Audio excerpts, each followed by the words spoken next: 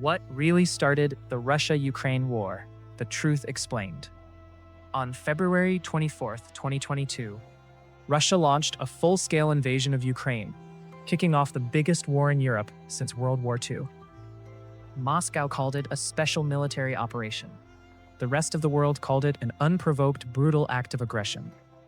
The headlines were clear, the condemnations were swift.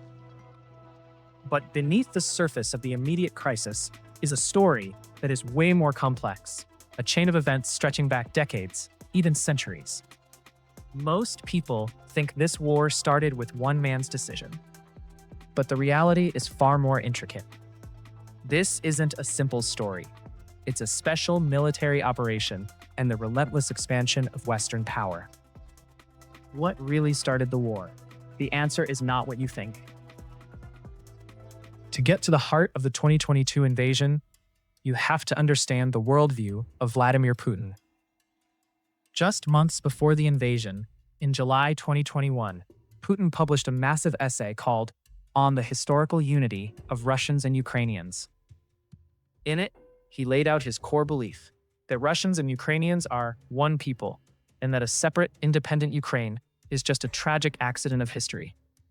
He doesn't see Ukraine as a real country, but as an essential part of Russia's own historic and spiritual land, artificially cut away from the motherland. This isn't just talk. It's a belief rooted in a nostalgic vision of the Russian Empire and the Soviet Union. For centuries, big chunks of modern-day Ukraine were ruled by Russia. Both nations trace their origins to the medieval state of Kievan Rus, a fact Putin uses to claim a shared bloodline. After the Bolshevik Revolution, a short-lived attempt at Ukrainian independence was crushed, and the country was swallowed by the Soviet Union in 1922. During the Soviet era, Moscow pushed the Russification of Ukraine. In the 1930s, Joseph Stalin orchestrated a horrific famine that killed millions of Ukrainians, and then he moved Russian citizens into parts of the East. This imperial mindset frames the invasion not as a war of choice, but as a mission to reclaim what they see as historical lands. It's about reversing what Putin calls the greatest geopolitical catastrophe of the 20th century, the fall of the Soviet Union. From this perspective, a sovereign Ukraine choosing its own destiny is simply unacceptable. Putin's goal isn't just about security, it's about the total political, military, and economic domination of a nation he believes has no right to exist on its own. While imperial nostalgia provides the fuel, Russia's official reason, and a factor many experts agree is critical, is NATO expansion. The Kremlin has long seen the eastward growth of NATO as an existential threat, a hostile military alliance creeping right up to its borders. After the Cold War ended, former Soviet bloc countries couldn't wait to get the security guarantees of the Western alliance. In 1999, Poland, Hungary, and the Czech Republic joined. Then, in 2004, a huge wave brought in the Baltic states, Estonia, Latvia, and Lithuania, all former Soviet republics that border Russia. To Moscow, this felt like a betrayal. Russian leaders claimed they were given a verbal promise in 1990 that NATO wouldn't expand 1 inch eastward. Western officials argue no such promise was ever written down or made official. Promise or not, the feeling of being encircled and humiliated created deep resentment in Russia. The real turning point came at the 2008 NATO summit in Bucharest. There, the alliance officially declared that Ukraine and Georgia will become members of NATO. They didn't give a timeline, but the declaration alone crossed what Putin had called a red line. From Russia's point of view, a Ukraine inside NATO would be a strategic dagger aimed at its heart. For years, Putin demanded legal guarantees that Ukraine would never join. When those demands were rejected, Moscow claimed it had no choice but to act. But this wasn't just about Russia and NATO. The final piece of the puzzle was Ukraine's own determined turn to the West. For most of its modern history, Ukraine tried to balance its relationship between Russia and the West. But the country was split. The West was more nationalist and pro-European, while the East often favored closer ties with Moscow. That fragile balance completely shattered in the winter of 2013-2014 with the Euromaidan revolution. Protests exploded after the pro-Russian president Viktor Yanukovych suddenly backed out of a major trade deal with the European Union to get closer to Russia. Peaceful pro-EU demonstrations turned into a nationwide uprising against corruption and Russian influence.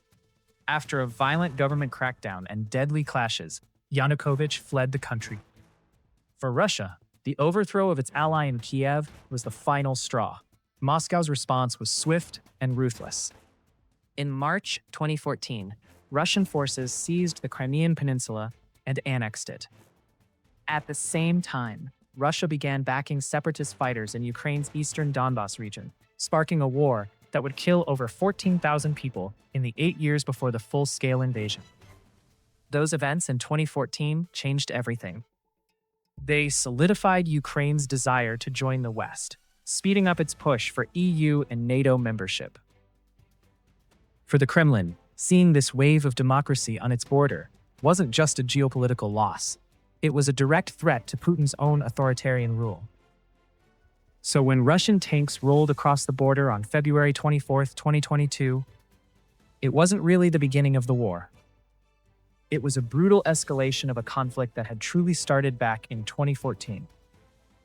The official excuses given by the Kremlin, the claims of genocide, and the need to denazify Ukraine have been widely exposed as baseless pretexts. The hidden truth is that this war was caused by a perfect storm. It's a collision of three powerful forces.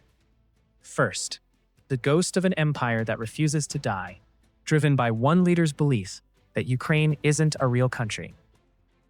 Second, a deep-seated Russian paranoia about being encircled by NATO, which crossed a red line when it opened the door to Ukraine. And third, a sovereign nation's defiant turn toward a democratic European future, which Russia tried to stop at every turn. This is the story of two diverging paths, one nation looking backward to a lost empire, and another looking forward to a sovereign future. The tragedy unfolding today is the violent result of one power refusing to let the other choose its own destiny. The truth is rarely simple. In this case, it's a complex, explosive, and devastating mix of history, power, and ideology that finally erupted into open war. Understanding these interconnected causes is essential. The story is still unfolding every single day.